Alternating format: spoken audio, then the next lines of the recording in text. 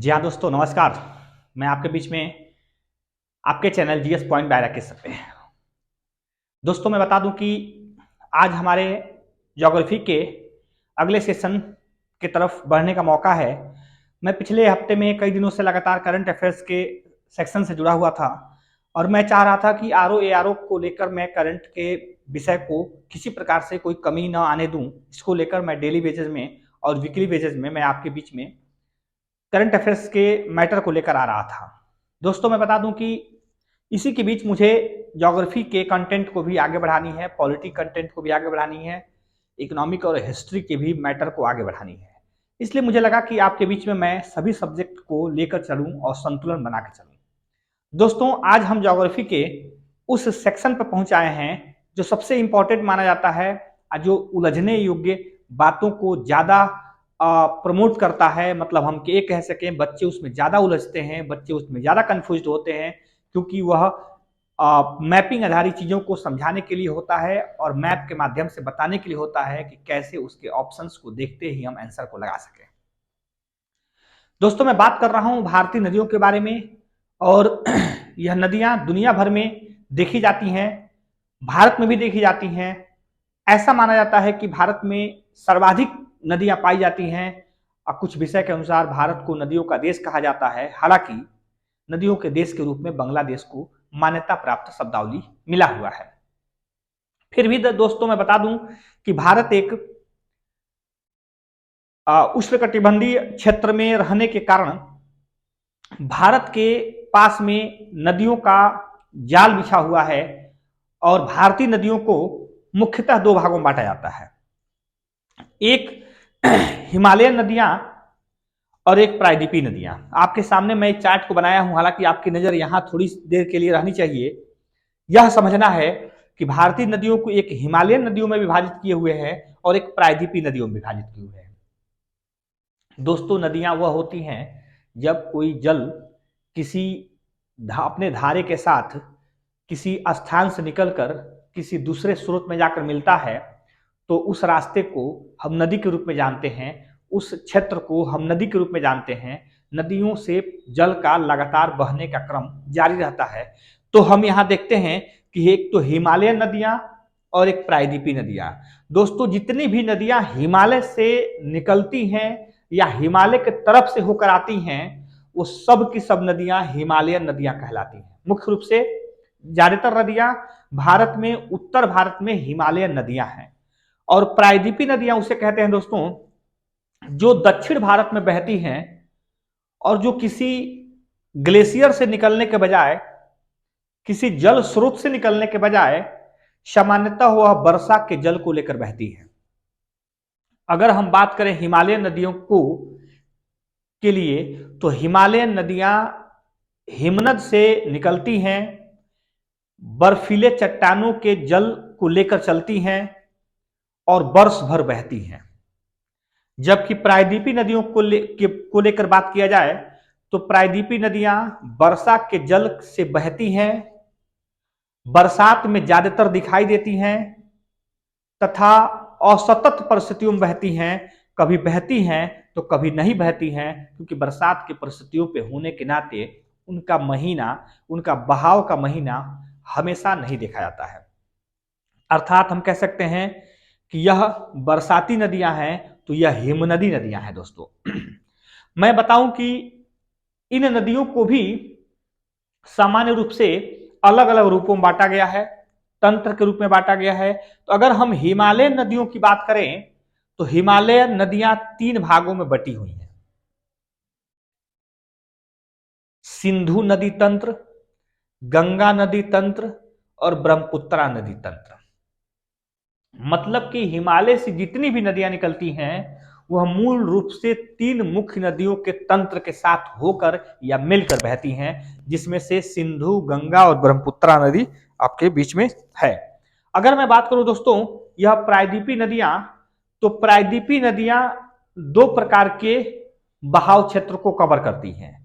एक वो प्रायद्वीपीय नदियां हैं जो पूरब से निकलती हैं और पश्चिम की ओर बहती हैं, उन्हें हम अरब सागर में गिरने वाली नदी कहते हैं, अर्थात वह नदियां जाकर अरब सागर में गिरती हैं।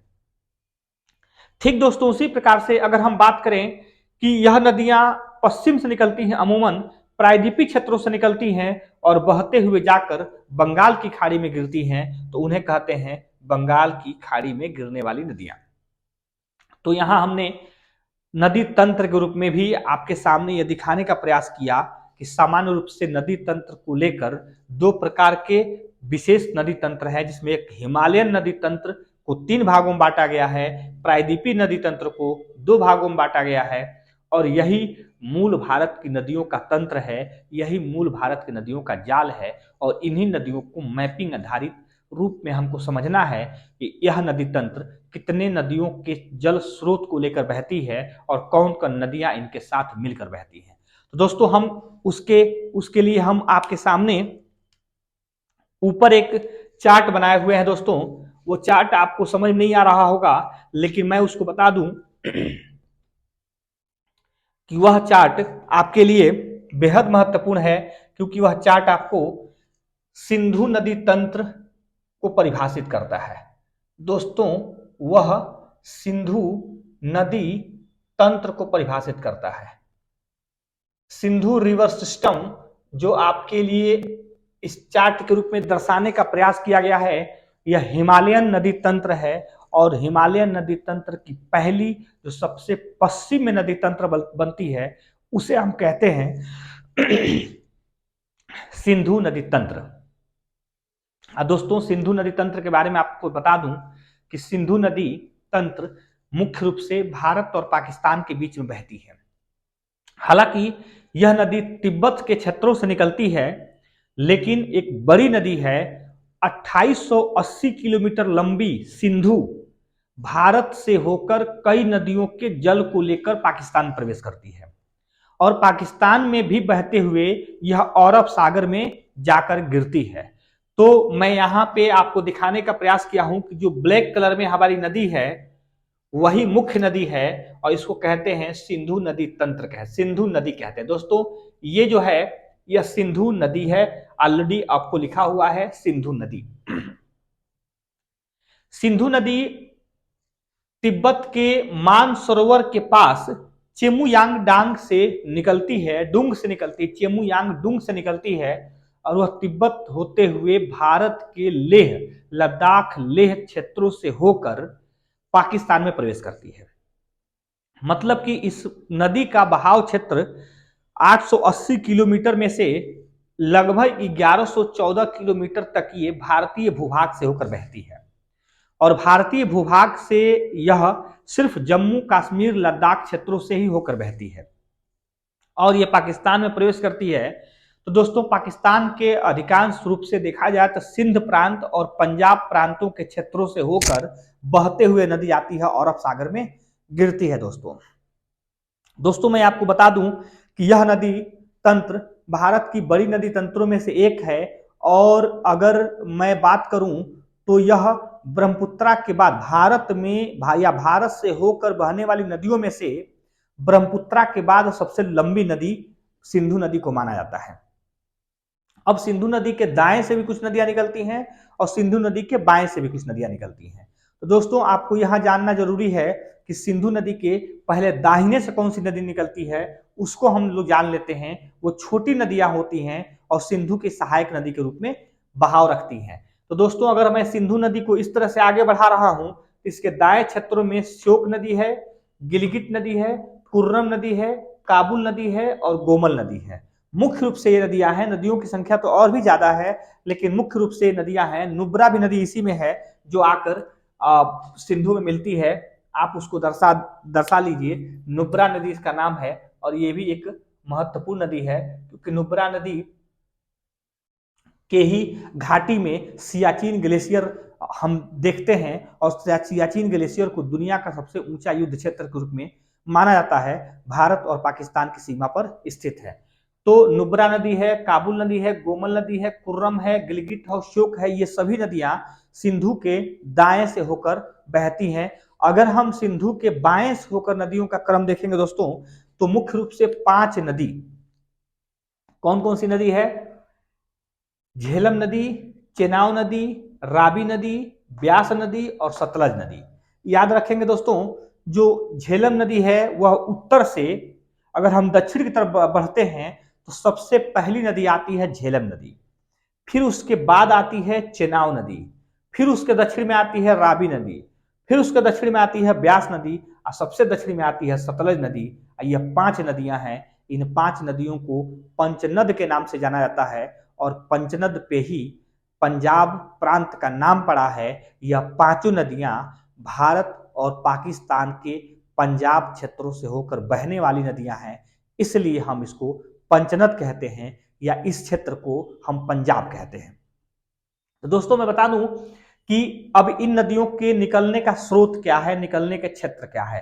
तो दोस्तों जहां तक मैं झेलम नदी की बात कर रहा हूं, झेलम नदी पीर पंजाल के पास से निकलती है और पीर पंजाल के बैरी नाद नामक स्थान के शेषनाथ झील से निकलती है। दोस्तों यह शेषनाथ जो झील है उसी से निकलती है आपकी झेलम नदी, शेषनाथ झील से निकलती है झेलम नदी। दोस्तों ये झेलम नदी शेषनाथ झील से निकलती है आपके सामने और पाकिस्तान में जाती है। हालांकि झेलम नदी के बारे में बता दूं कि झेलम नदी एक ऐसी नदी है जो अनंतनाग से बारामूला तक, सामान्य तौर पर इसको कहा जाता है दोस्तों कि यह नदी एक ऐसी नदी है जो मुजफ्फराबाद से मंगला तक, पहले जान लीजिए मुजफ्फराबाद से मंगला तक भारत पाकिस्तान की सीमा बनाती है।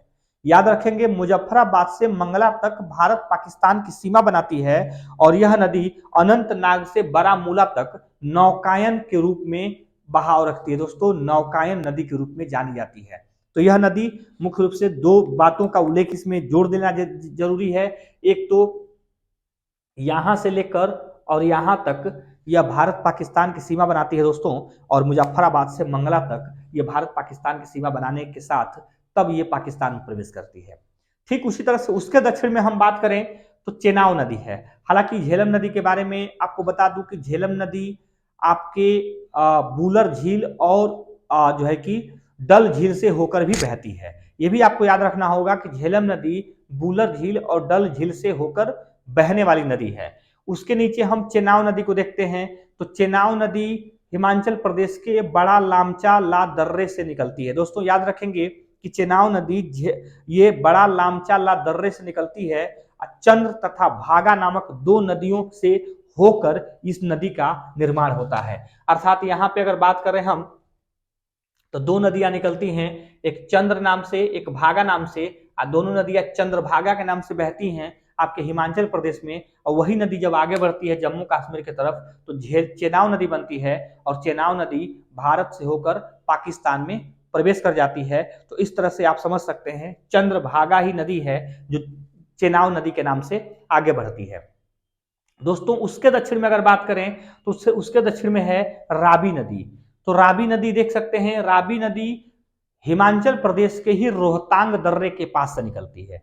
दोस्तों रावी नदी हिमाचल प्रदेश के रोहतांग दर्रे के पास से निकलती है और भारत में हिमाचल प्रदेश कश्मीर के क्षेत्रों में बहते हुए, पंजाब के क्षेत्रों में बहते हुए ये पाकिस्तान में प्रवेश कर जाती है। यह नदी भी पाकिस्तान प्रवेश करती है।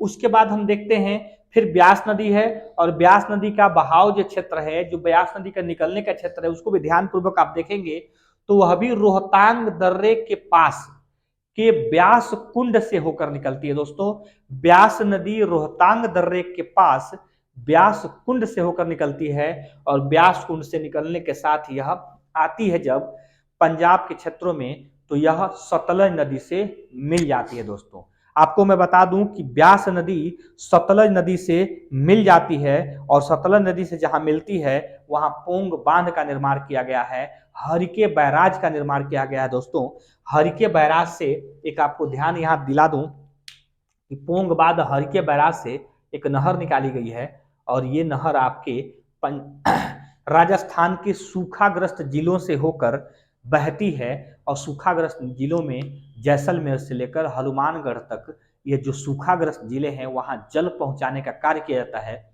जिससे वहां के किसानों को आसानी से सिंचाई में सुविधा प्रदान होती है।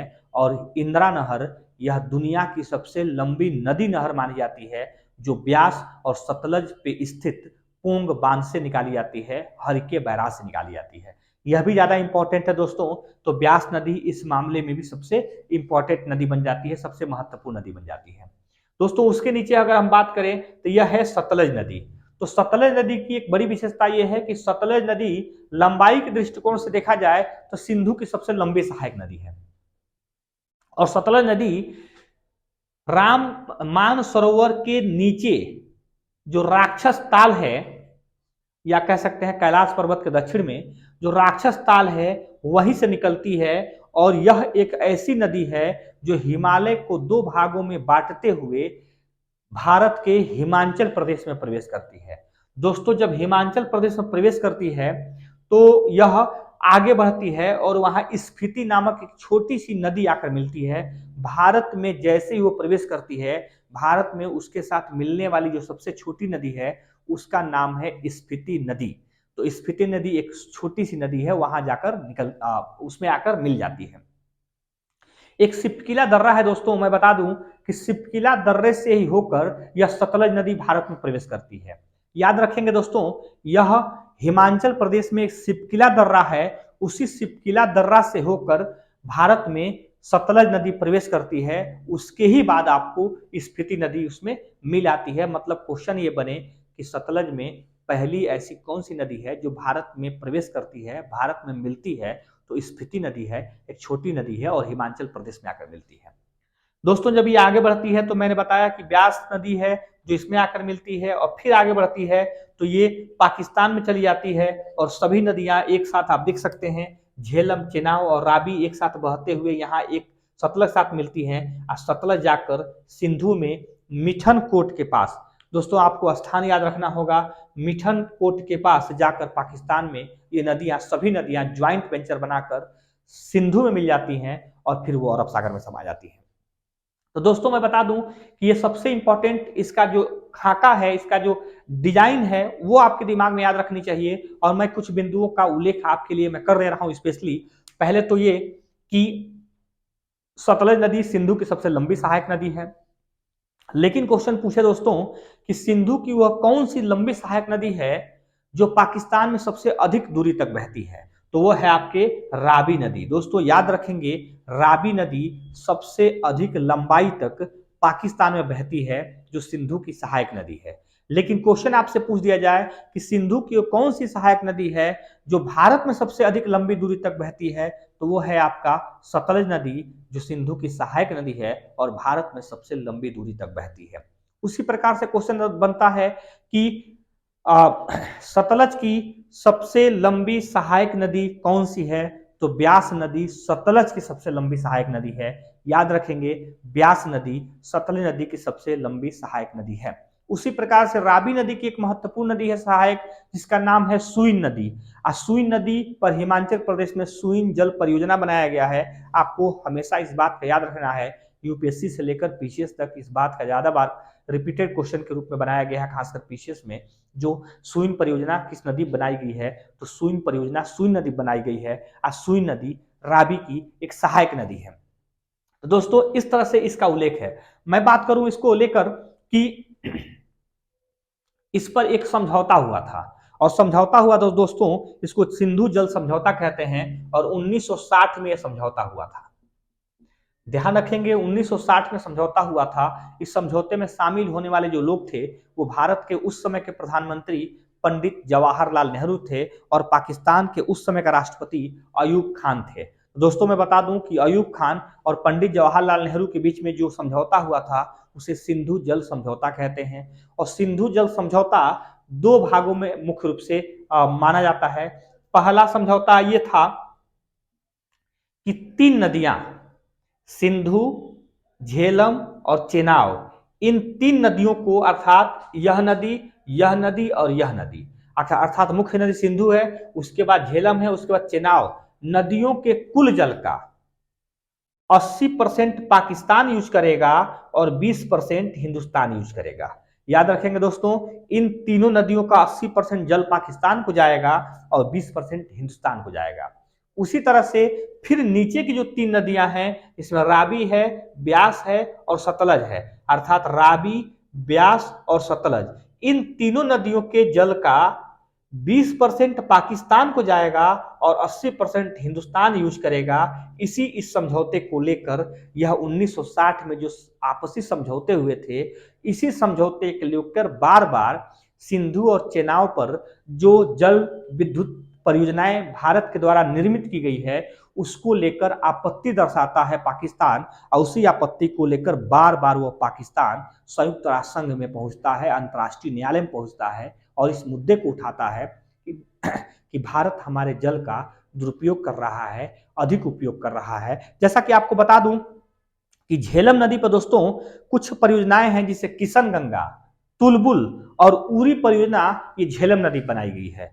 किशन गंगा, तुलबुल और उरी परियोजना झेलम नदी बनाई गई है। इन तीनों परियोजनाओं को लेकर भी पाकिस्तान आपत्ति जाहिर करता है और भारत के खिलाफ यह संयुक्त राष्ट्र संघ में पहुंचता है। जबकि झेलम नदी के नीचे जो है, अर्थात दक्षिण में चेनाब नदी है, आप देख सकते हैं चेनाब नदी है, इस पर भी दुलहस्ती सलाल परियोजना बनाई गई है और यह परियोजना भी अपने आप में एक महत्वपूर्ण परियोजना है, जिसमें एक बगलिहार परियोजना, एक दुलहस्ती परियोजना, एक सलाल परियोजना, इस पर भी 3 परियोजना है चेनाब पर। और इस तीनों परियोजनाओं के को लेकर पाकिस्तान आपत्ति जाहिर करता है और इन परियोजनाओं को लेकर भी पाकिस्तान बार बार संयुक्त राष्ट्र संघ में जाने का प्रयास करता है। तो याद रखेंगे दोस्तों, झेलम नदी पर 3 जो परियोजना है उस पर भी, जिसमें से आपको किशन गंगा, तुलबुल और उरी परियोजना है, और चेनाब नदी पर भी बगलिहार, दुलहस्ती और सलाल परियोजना है। इन तीनों परियोजनाओं को लेकर, अर्थात दोनों नदियों पर 6 परियोजनाओं को लेकर भी पाकिस्तान आपत्ति दायर करता है। तो दोस्तों, आपको याद रखना होगा ये सभी नदियां पूर्ववर्ती नदियों के रूप में एग्जाम्पल में आती हैं। भारत में अध्यारोपित या तो नदियां हैं या तो पूर्ववर्ती नदियां हैं। ज्यादातर हिमालय से निकलने वाली नदियां पूर्ववर्ती नदियां होती हैं और यह पूर्ववर्ती नदियां या तो अरब सागर में जाती हैं या तो फिर बंगाल की खाड़ी में आकर गिरती हैं और यह उत्तर से दक्षिण की तरफ अक्सर बहने का काम करती है। और यहाँ पे एक अरावली पर्वत है और ऐसा बताया जाता है कि अरावली पर्वत यदि नहीं होता तो सिंधु नदी का जल गंगा नदी के साथ मिलकर बहता।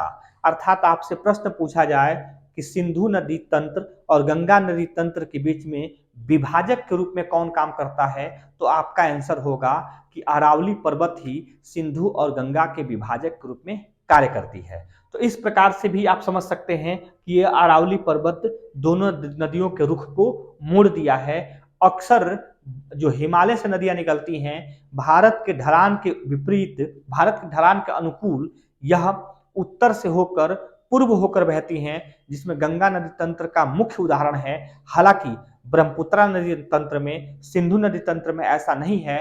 ब्रह्मपुत्रा नदी तंत्र पूरब से होकर, उत्तर पूर्व से होकर बहती है और उत्तर पूरब से पश्चिम की ओर बहती है, जबकि सिंधु नदी आपके पश्चिम की तरफ बहती है, दक्षिण पश्चिम की तरफ बहती है। लेकिन गंगा नदी का अधिकांश, अब गंगा नदी खुद भी उत्तर से निकलकर दक्षिण पूरब से होते हुए बंगाल की खाड़ी में जाकर पहुंचती है। तो दोस्तों, इन्हीं सभी नदियों की एक महत्ता थी जो आपके बीच में हमने बताने का प्रयास किया। मैं उम्मीद करता हूं कि ये 3 नदियां, अगर नाम नहीं याद आ पा रहा होगा तो आप समझ सकते हैं। एक सिंधु नदी है, झेलम नदी है, चेनाब नदी है, इसमें रावी नदी है, ब्यास नदी है और सतलज नदी है।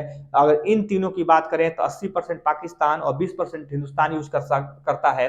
जब इन तीनों की बात करें तो 20% आपका पाकिस्तान और 80% हिंदुस्तान यूज करता है।